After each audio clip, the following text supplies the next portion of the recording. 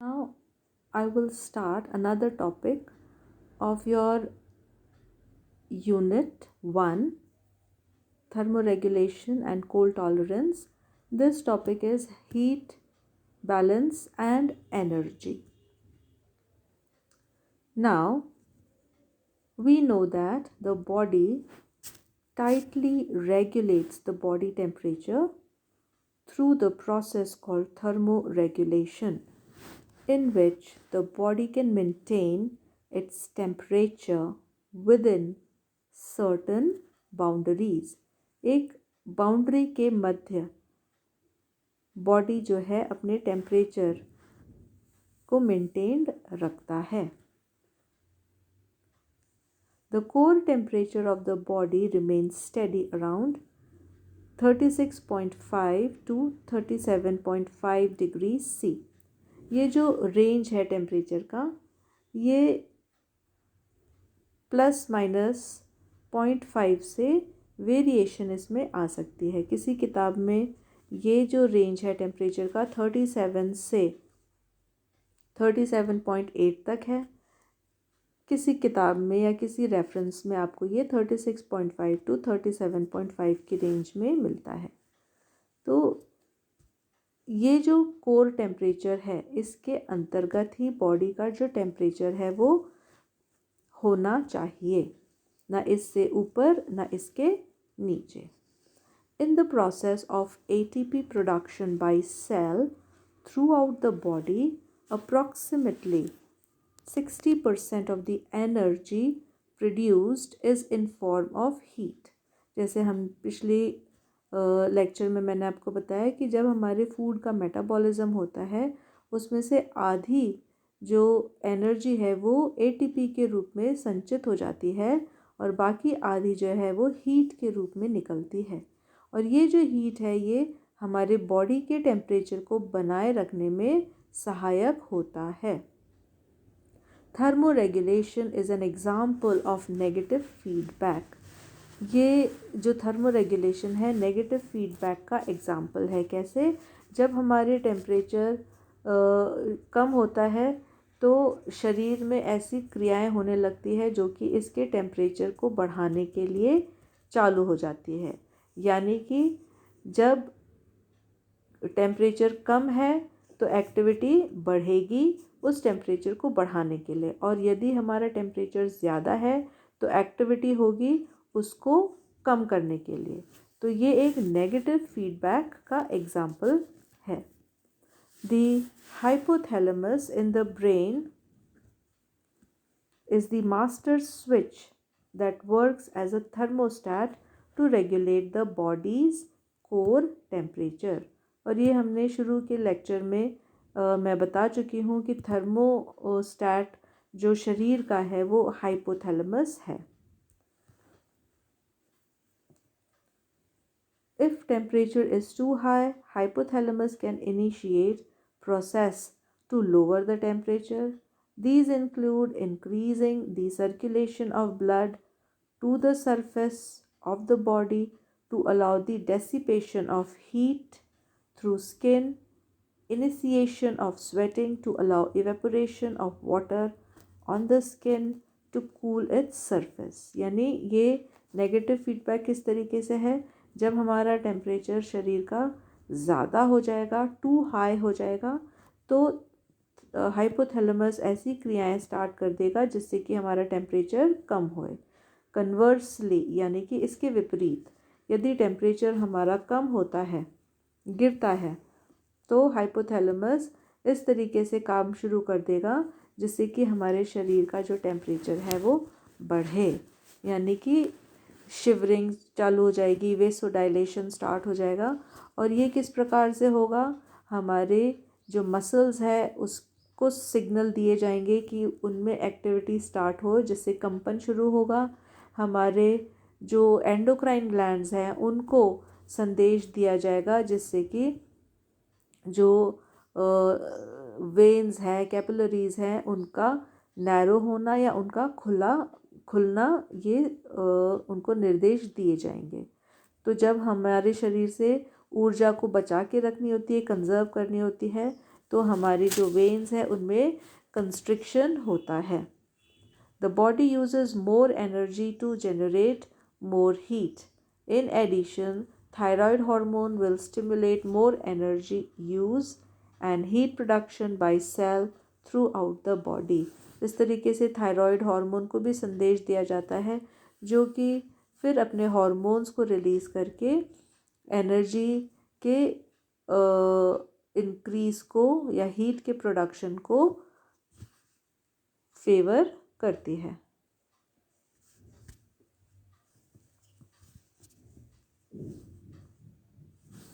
The body uses more energy and generate more heat. In addition, thyroid hormone will stimulate more energy use and heat production by cells throughout the body. An environment is said to be thermoneutral when the body does not expend or release energy to maintain the core temperature. और थर्मोन्यूट्रल एक ऐसी स्थिति है जब शरीर के द्वारा, body के द्वारा ना एनर्जी को खर्चा किया जाता है और ना एनर्जी को की बचत की जाती है अपने कोर टेम्परेचर को बरकरार रखने के लिए। For a naked human this is an ambient air temperature around 84 degree Fahrenheit. If the temperature is higher, for example when wearing clothes, the body compensates with cooling mechanism. The body loses heat through mechanism of heat exchange. और यदि हमारा शरीर जो है वो ठंडा है या गर्म है तो उसको बनाए रखने के लिए, यदि हमारा शरीर गर्म है तो हमारी बॉडी से हीट एक्सचेंज, हमारे शरीर से जो हीट है वो लूज़ होती है हीट एक्सचेंज के मैकेनिज़्म के द्वारा। ये डायग्राम है, इस डायग्राम से हमें जो रोल है पिट्यूटरी का, हाइपोथैलेमस का, बॉडी के वेरियस ऑर्गन को जो निर्देश दिए जाते हैं सर्दी के लिए क्या करना है और जब गर्मी है तब क्या करना है, ये इस डायग्राम से हमें क्लियर होता है। मैकेनिज़्म ऑफ हीट एक्सचेंज यानी जो हीट है, ताप का जो एक्सचेंज होता है, विनिमय होता है, उसकी mechanism of heat exchange. When environment is not thermoneutral, the body uses 4 mechanism of heat exchange to maintain homeostasis. हालांकि ये पिछले फर्स्ट वीडियो लेक्चर में मैं बता चुकी हूँ कंडक्शन कन्वेक्शन के बारे में, तो ये वही है कि किस मैकेनिज़्म या क्रियाविधि के द्वारा जो हीट है, ताप है, उसका विनिमय किया जाता है। तो 4 तरीके से हीट एक्सचेंज होता है। Each of these mechanism rely on the property of heat to flow from high concentration to low concentration. Therefore, each of the mechanism of heat exchange varies in rate according to temperature and condition of the environment. ये जो क्रियाविधि है, ये क्रियाविधि में high temperature या high concentration से low concentration में जो हीट है उसके फ्लो का जो डायरेक्शन है वो होता है। तो सबसे पहला जो हीट एक्सचेंज का मैकेनिज़्म है वो है conduction. Conduction is the transfer of heat by 2 objects that are in contact with one another. जब कोई 2 वस्तु एक दूसरे के कांटेक्ट में होती है तो उनके बीच जो हीट का आदान प्रदान होता है वह कंडक्शन कहलाती है। When skin come in contact with hot और कोल्ड ऑब्जेक्ट, जब हमारी स्किन किसी ठंडे या गर्म ऑब्जेक्ट के संपर्क में आती है तो उस संपर्क में आए वस्तु से अगर गर्म वस्तु है तो उसकी हीट हमारे स्किन में ट्रांसफ़र होती है। Convection is the transfer of heat to air surrounding the skin. Convection के अंदर गर्मी या हीट की जो ट्रांसफ़र है हमारे शरीर से, हीट की ट्रांसफ़र हमारे सराउंडिंग एरिया में, या वाटर है या एयर है। The warmed air rises away from the body and is replaced by cooler air that is subsequently heated. और हमारे शरीर के संपर्क में यदि एयर है तो शरीर की जो गर्माहट है वो एयर में जाती है। एयर वार्म होके वो ऊपर उठती है और उसकी जगह ठंडी एयर हमारे स्किन के संपर्क में आ जाती है और अगेन वो फिर वार्म होती है, हीट होती है, राइज होती है और उसकी जगह पर ठंडी एयर जो है वो आ जाती है। Convection can also occur in water. When the water temperature is lower than the body temperature, the body loses heat bye warming the water. और यदि हमारे शरीर का टेम्परेचर बाहर के पानी के टेम्परेचर से ज़्यादा होता है तो हमारे शरीर से जो गर्माहट है वो ठंडे पानी में चली जाती है और इस तरीके से हमारे पास का जो पानी है वो गर्म हो जाता है और हमारे शरीर से जो गर्माहट है वो हम खो देते हैं। Which moves away to be replaced by cooler water. और जो एयर की ही भांति जो वो पानी हमारे स्किन के संपर्क में था अब वो गर्म होके हट जाता है, ऊपर उठता है और उसकी जगह ठंडे पानी की लेयर आ जाती है। The convection current created by temperature changes continue to draw heat away from the body more quickly than body can replace it, resulting in hyperthermia। और इस तरीके से हमारे शरीर से जब गर्माहट का ह्रास होता है, नुकसान होती है, तो हमारे शरीर से ज़्यादा हीट का लॉस होता है, उतना कि हमारे शरीर से भरपाई बराबर नहीं हो पाती है हीट के नुकसान की और हम हाइपरथर्मिया में चले जाते हैं या हाइपोथर्मिया में चले जाते हैं। हाइपरथर्मिया टर्म जब यूज़ करते हैं जब हमारे शरीर का टेम्परेचर बढ़ता है। हाइपोथर्मिया वो टर्म है जिसमें हमारे शरीर का टेम्परेचर लगातार घटता है। तीसरी जो हीट एक्सचेंज के मैकेनिज़्म है वो है radiation. Radiation is the transfer of heat via infrared waves. Heat की ट्रांसफ़र इंफ्रारेड वेव्स के द्वारा। This occurs between any two object when their temperature differs. दो ऑब्जेक्ट जिनके टेम्परेचर में विभिन्नता है उनके बीच इस प्रकार का एनर्जी एक्सचेंज या हीट एक्सचेंज होता है। A radiator can warm a room via radiant heat. On a sunny day, radiation from sun warms the skin. The same principle works from body to environment. About 60% of the heat loss of body is lost through radiation.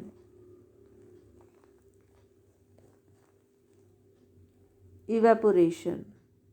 Evaporation is the transfer of heat by evaporation of water. Because it takes a great deal of energy for a water molecule to change from liquid to gas. Evaporating water in form of sweat takes with it great deal of energy from the skin. Evaporation में हमारी जो skin की surface है वहाँ पर जो गर्माहट है वो पानी के बूंदों के रूप में आ जाती है और शरीर के बाहर से जो गर्मी है वो निकलती है। और ये जो पानी है ये पसीने के रूप में शरीर के बाहर आता है। However, the rate at which evaporation occurs depends on the relative humidity. और यदि बाहर का एटमॉस्फेयर गर्म है तो इवेपोरेशन की जो गति है, जो रेट ऑफ इवेपोरेशन है वो डिपेंड करती है कि एनवायरनमेंट में जो हवा है उसके अंदर मॉइस्चर कितना है। यदि वहाँ पर मॉइस्चर कंटेंट ज़्यादा है तो हमारे शरीर से पानी कम निकलेगा। The more sweat evaporates in lower humidity. और हमारे शरीर से ज़्यादा पसीना बाहर निकलता है जब हवा में पानी की मात्रा कम होती है, यानी ह्यूमिडिटी जब लो होती है। हाई ह्यूमिडिटी में हमारे शरीर से पसीना कम निकलता है। Sweating is primary mean of cooling the body during exercise, whereas at rest about 20% of heat lost by body occur through evaporation. जब हम एक्सरसाइज करते हैं तो स्वेटिंग के द्वारा, इवेपोरेशन के द्वारा हमारे शरीर से गर्मी को बाहर निकाला जाता है। Now what is metabolic rate? Metabolic rate is the amount of energy consumed minus the amount of energy expended by the body. Consume का मतलब वो एनर्जी जो हमने इस्तेमाल में ली है, और एक्सपेंडेड का मतलब है जो हमने खर्चा किया है। एक लेना और एक देना। तो मेटाबॉलिक रेट है amount of energy consumed minus amount of energy expended. Basal metabolic rate describe the amount of daily energy expended by human at rest. और बेसल मेटाबॉलिक रेट वो रेट है जो कि एक ऑर्गेनिज्म के द्वारा रेस्ट की पोजीशन में जितनी उसके द्वारा खर्चा की जाती है।